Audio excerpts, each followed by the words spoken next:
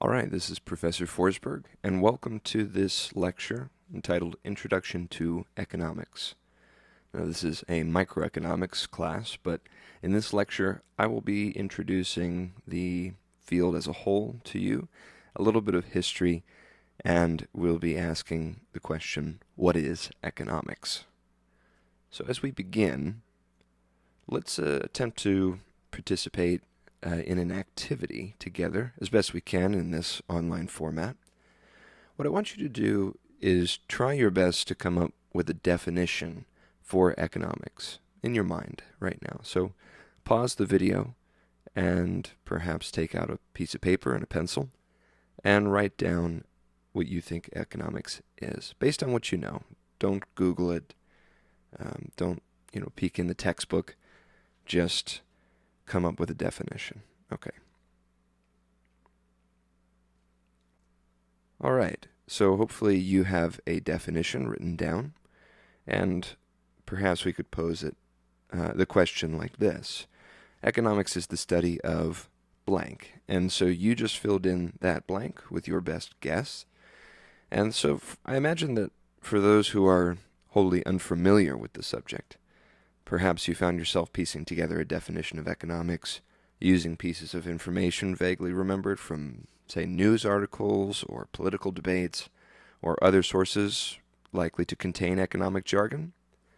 Likely the words money or business or the stock market or perhaps even the economy came to mind. For those of you who have had some exposure to the subject, perhaps you took a high school economics class or you've already taken a college undergraduate economics course, and maybe you found yourself recalling specific definitions that you remember from class. Very likely you formulated a definition of economics using concepts like trade or supply and demand, opportunity cost, incentives, or perhaps scarcity in the allocation of goods and services. And of course you can see in this word cloud right in front of you that there are lots of terms that we could have thought of when trying to define economics. And, among them, you can kind of see some of these are more micro-related topics and others are more macro-related topics. So it might help us in forming a definition to ask ourselves what it is that economists actually do. What do they study? As we're getting into that, and we're looking at all of these different topics that economists research and they study and they teach at the university level, or perhaps what an economist does in their day-to-day operations, working for the Fed or working for a policy think tank or for a business and so on. We might want to think, what is the unifying feature of everything that we could study in economics? Because if you look at the types of classes that are taught just in sheer breadth and width within this field, you'll see that economics really touches almost everything. Let's think about what is that unifying feature. And the first thing I thought of is that we have this in common within all of these subfields or subdomains of economics. We have people.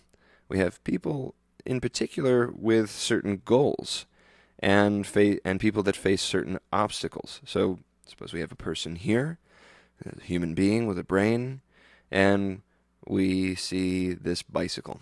So this person sees the bicycle and they want the bicycle, we'll assume. The bicycle seems pleasurable, at least on the surface, until you start riding it and realize how out of shape you are. But more than that, there might be some obstacle. Perhaps we've introduced money into this economic system, and so it costs money to buy the bicycle. And then not only is there the bicycle, but there are all sorts of other things that this person could purchase, or activities even. The person could ride the bicycle, or they could do something else with their time. And so how do human beings go about making those decisions? Are they rational about those decisions, or perhaps demi-rational? Is there some sort of systematic process by which the person will attempt to obtain this bicycle. And of course, more than that, there's also interactions that we have between individuals. And so perhaps we've got something like this. The person on the left wants the bicycle, and the person on the right happens to already own the bicycle and is looking to sell it. And so the person on the left says, "How much for the bike?" The person on the right says, $300. And meanwhile, the person on the right is thinking, hopefully I can sell this bicycle for at least $200. We call that a reservation price. And on the left, we've got this person thinking, well, I'm not willing to pay more than $250 for this bicycle. And so, there again, another reservation price. And what do we have here? Beyond just saying generally or vaguely there's some interaction going on here, there's going to be a negotiation between these two people. And, will this trade actually happen? Now if each person could know the other's thoughts, then they might more easily be able to settle on a price between $200 and $250. I think that seems like it would benefit both parties. However, if person B there is on the right and starts the bidding at $300, it is possible that the person on the left might just say, sorry, I'll pass. It depends on their personality and how willing to negotiate they are, how willing they are to haggle. And then, of course, let's say they can get the price down between $200 and $250. Then, how high or how low within that specific range of prices will the final price be? What will they settle upon? So lots of interesting things going on here. And at bigger levels, we might want to look at aggregate outcomes that result from many, many, many people making decisions. And perhaps we want to look at how organizations or businesses or governments function. And of course, all of those examples are examples of, let's say, organizing units in society that are comprised of people, right? And then you've got perhaps countries as a whole and how those countries interact with one another. So we could look at individual behavior, those aggregate outcomes that result from behavior, interactions between or among individuals, businesses, organizations, industries, so like collections of businesses, government, and of course nations as a whole. And within the field of economics, I mentioned that there are lots of different subfields. We've got microeconomics, macroeconomics, econometrics, game theory, lots of economists and mathematicians in that field, labor economics, international trade, public economics, health economics, agricultural economics, behavioral economics, and a whole lot more. Getting back to the situation we were looking at previously here, this might be something that comes up in behavioral economics or game theory. Will the decisions of this person on the left, they have this goal of wanting to buy the bicycle. Will their decisions change if they know that the other person will behave in a certain way? Or if they don't know how the person on the right will behave? So there are lots of insights from game theory that we could learn about that could help us to try to understand those kinds of situations. So while economics is a broad field now, and obviously includes all of these different subfields and attempts to look at human behavior at a certain level or within a certain context, economics has not always been what it is today. Let's consider the origin of the word economics, and let's also consider how economists throughout history have defined the field at various stages of its development. So the word economy, or economics, is derived from the Greek word oikonomos, oiko meaning house, and nomos meaning rule or law, and translates to a definition in English of one who manages a household. The household was the base unit for the organization of social, political, and economic life in ancient Greece, and the Greek philosopher Aristotle wrote on topics such as human action, theory of value, the household, and the polis in his works entitled Topics, Politics, and the Nicomachean Ethics. The Greek word oikonomia, used by Aristotle, means household management or thrift. By the time of the Byzantine Empire, which lasted from 395 in the Common Era until about 1453 in the Common Era, the use of this word in various forms, of course Latinized at that point, expanded to include management of an organization or perhaps one who would work overseeing the treasury of a particular business or organization or household. And during the Age of Enlightenment, a group of 18th century intellectuals founded the fields of physiocracy and political economy.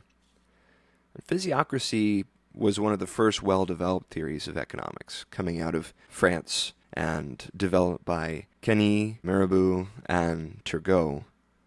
And soon after, the Scottish philosopher Adam Smith, who is now considered to be the father of economics, published The Wealth of Nations in 1776, the same year that the Declaration of Independence was created.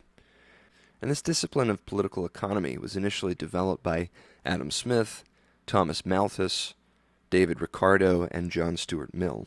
And it's a discipline that originated in moral philosophy, and whose authors focused on the topics of production and trade and their relations with law, custom, and government.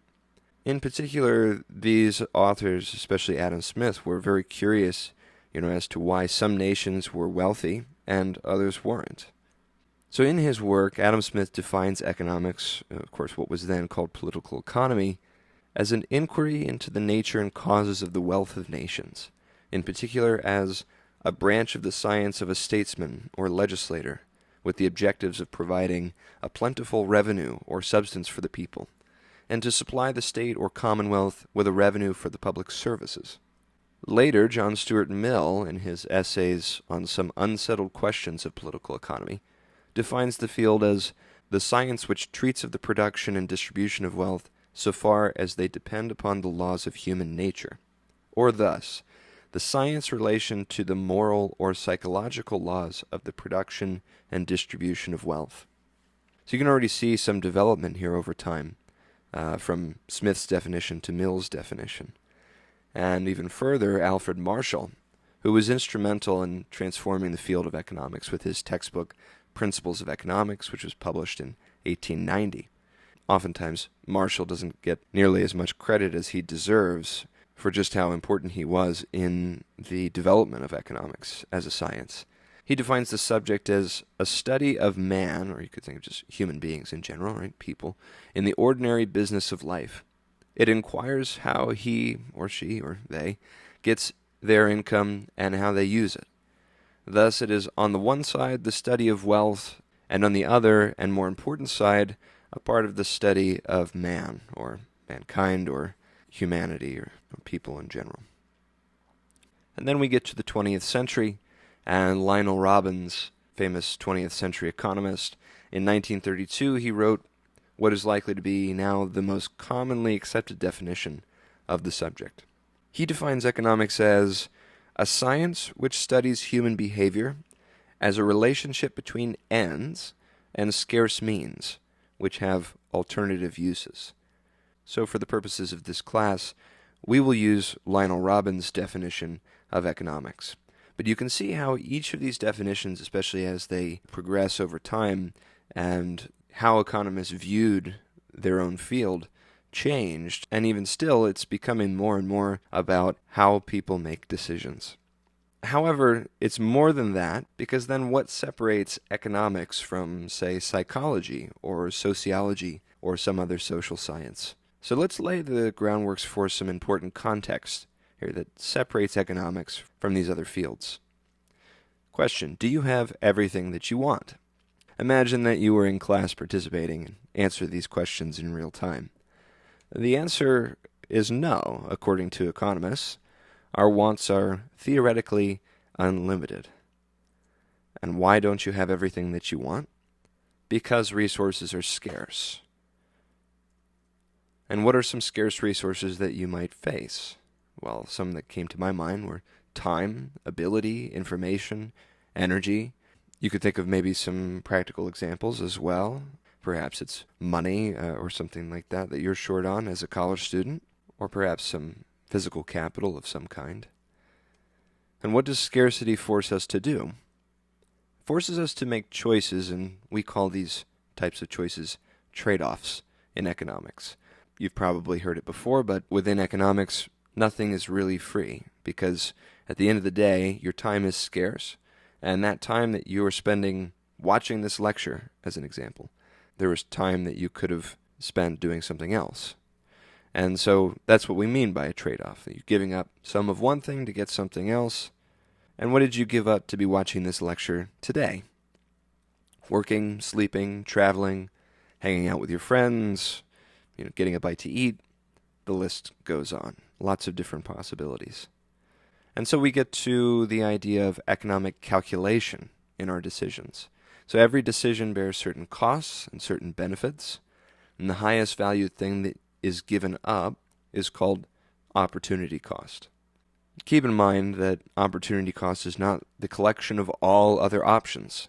So whatever you would have been doing otherwise instead of watching this lecture, that is your opportunity cost. There are two important realities of economic decision making. There's marginal thinking and rational self-interest. So let's define these terms. Marginal thinking means that we're analyzing the marginal cost and the marginal benefit associated with a given decision. When I ask myself how much coffee do I want to consume this morning, I consider all of the costs and benefits at the margin or at the margin of each individual cup of coffee. Right? So I imagine the marginal cost and the marginal benefit associated with that first cup of coffee, then with the second, then with the third, and so on and so forth. And the second foundational part of modern economic theory is the theory of rational self-interest. It's a theory of human behavior that asserts the following claim. I act in such a way as to attain the greatest possible happiness or utility for myself. And of course, we're also assuming that in this context that people have some amount of freedom to pursue their happiness or their end goals. And hopefully now you can see, if you have some philosophical or political science background, that traditionally economic thought has been born out of philosophical and political inquiry. Of particular influence upon the subject are the ideas of liberalism, and you could read John Locke or Thomas Hobbes, and of utilitarianism. You could read Jeremy Bentham and John Stuart Mill. And of course, we really won't be getting too much into the philosophy, so to speak, behind a lot of the assumptions in this class that are used by economists. But for our purposes, I guess just know that most economists assume that individuals are rationally self-interested in their decision-making. As we think about rational self-interest, we could think whether rational self-interest is ethical or unethical. And is there a practical difference between self-interest and selfishness? Are these exactly the same thing, or are there nuanced differences between these two ideas? So imagine that you're on the Oprah Winfrey Show, and you're a participant in the audience, and I want you to use your imagination here, but imagine that for a moment I am Oprah Winfrey. Some of you may recall the episode. It may just be too obscure a reference or happened too long ago for some of you to know it, but there's this famous clip of Oprah Winfrey giving away a bunch of cars on her show. So I'll just let you watch it for a second. Everybody in the audience, now listen to me carefully, is being given a special package, and I don't want you to open it. Do not open it. Cameras are on you, so do not open until I tell you. Does everybody have a box? All right. Inside one of these boxes is a key. Do not open it yet. Okay, everybody listen up. Here is the deal. If your box has a key, you will be the last person today to get one of those cute little G6s. Okay? Who will it be? Are you ready? Hold on. Are you ready? JR is back in our audio booth. I want, JR, this calls for a drum roll. Cue the drum roll. All right, open your boxes. Open your boxes. 1, 2, 3.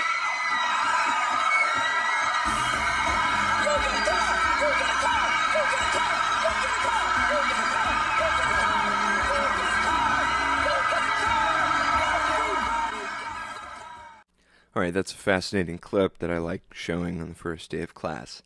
So imagine that I'm Oprah Winfrey, as I said, and I'm going to do one better than I did in the past. I'm going to offer everyone in the class the option of one car or two cars.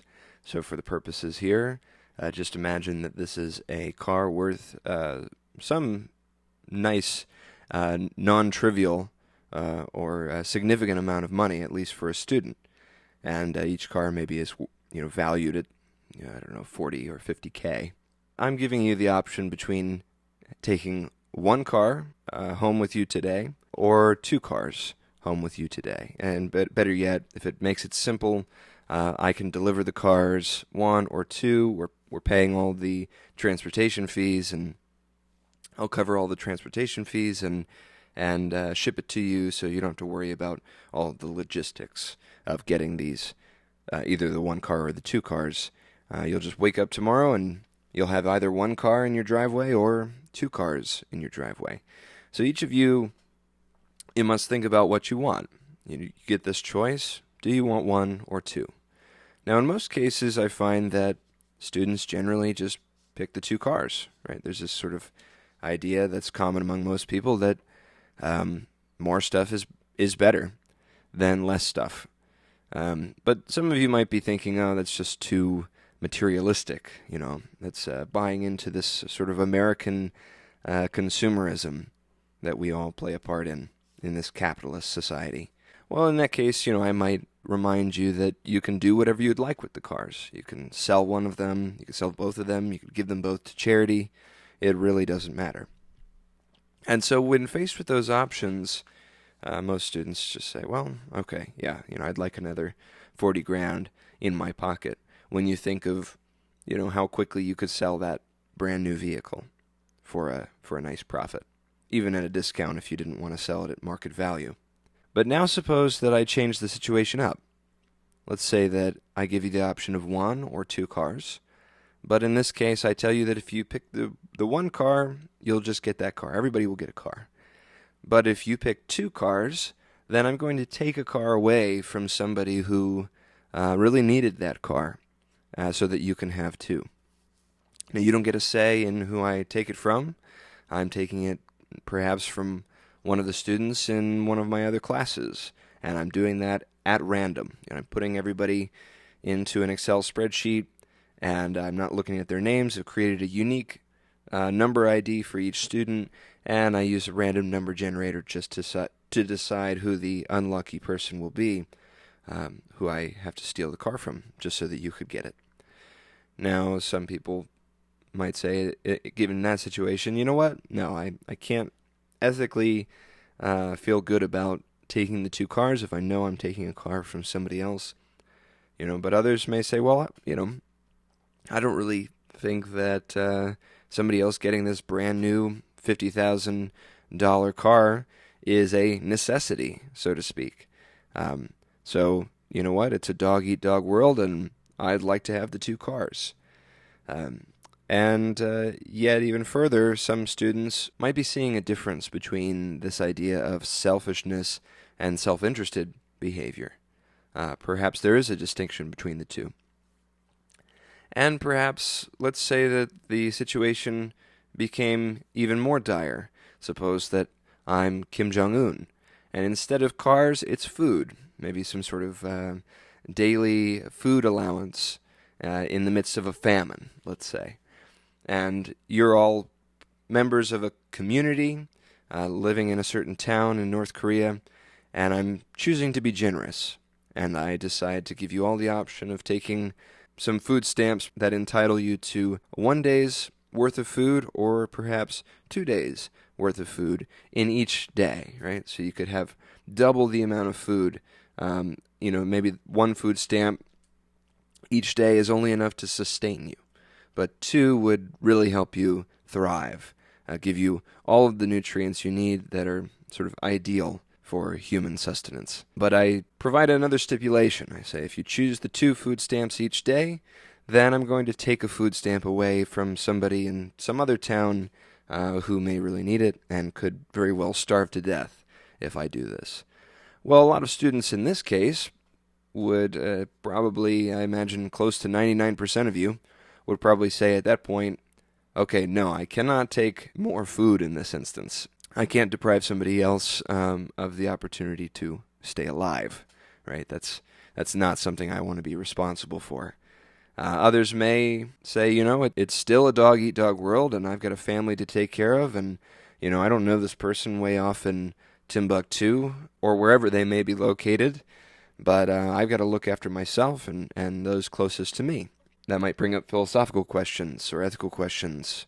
Why do we care more about our family and those closest to us than we do about some random stranger living on the other side of the world? But either way, I think, this difference between self-interest and selfishness could be defined in the following way. That self-interested behavior is just wanting to advance your own position. It's to better your own circumstances and to improve your own life, or perhaps the lives of those immediately around you, as that obviously will have an impact on you as well as others.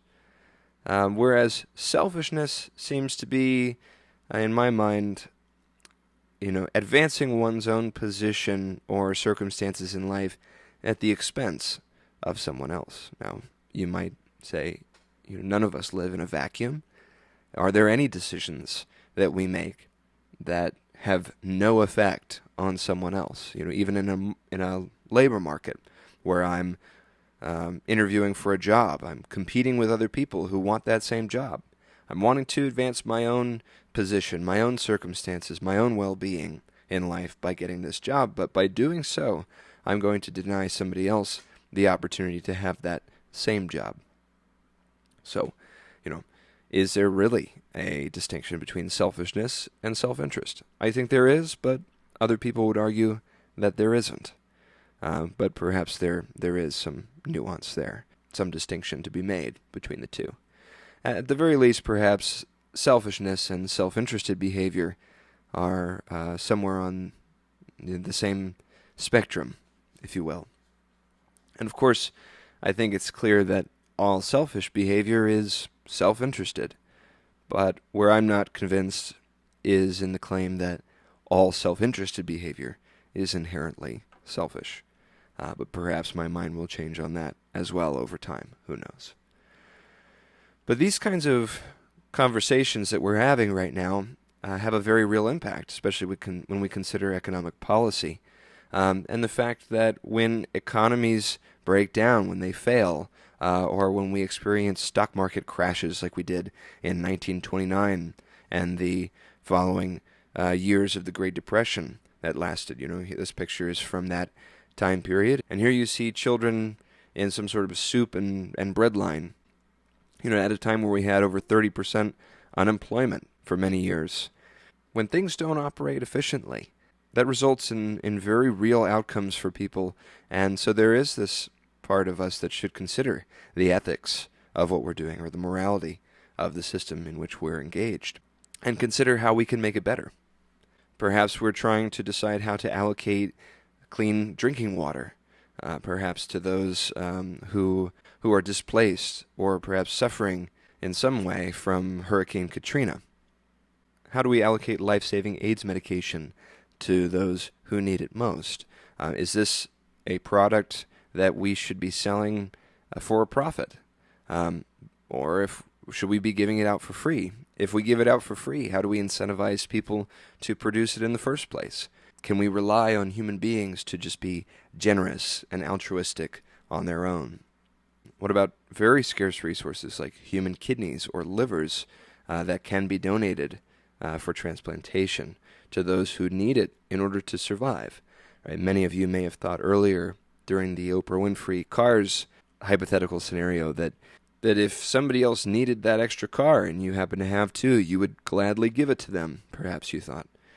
However, many of us are sitting right now perfectly healthy with two functioning kidneys. And there's somebody out there, over 120,000 people actually out there in the United States alone, who are waiting on the waiting list for a kidney and need that life-saving organ. So why haven't you already jumped up at this opportunity to give somebody else one of your organs, that it might save their life? These are questions that we have to ask ourselves in economics, and thus we must consider how is it that people ought to behave, but then also in a very practical sense, how is it that people actually behave, and why? Perhaps we're thinking about climate change. We're thinking about pollution. I think this is actually just steam right here that's being generated from a power plant. But anyway, you get the picture.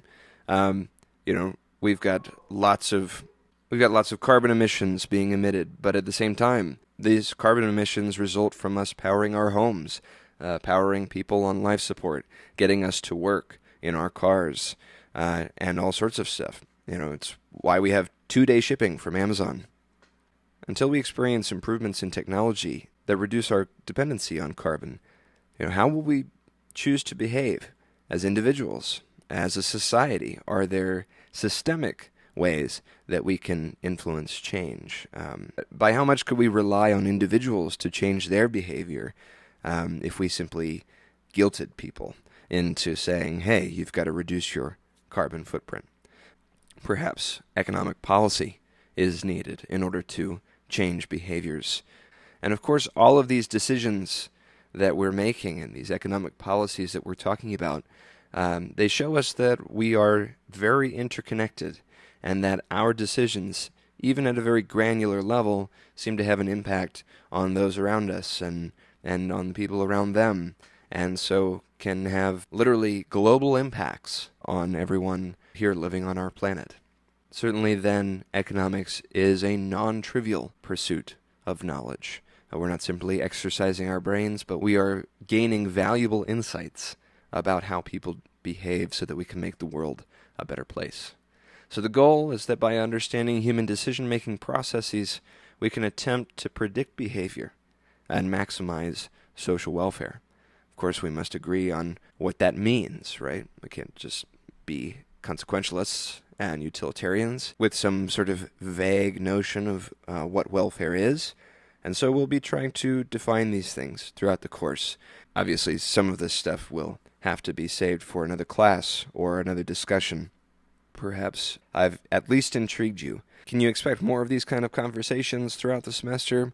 The rest of our conversations are not going to be as philosophical as this one. We'll be diving into a lot of the theory, which relies on mathematics, in order to try to understand human behavior and describe it in a way that we can work with it in our models and do research. And you can build on that knowledge as well and use it in future classes, in your day-to-day operations. And perhaps at the end of this course, you might be thinking of new ways to examine your own life and your own decisions and the decisions of others. And perhaps you'll be a better voter. You'll be a better business partner, or you'll just be a better, more informed human being. All right, well, that sums up this conversation. I hope you enjoyed this introduction to economics. I will see you in the next lecture.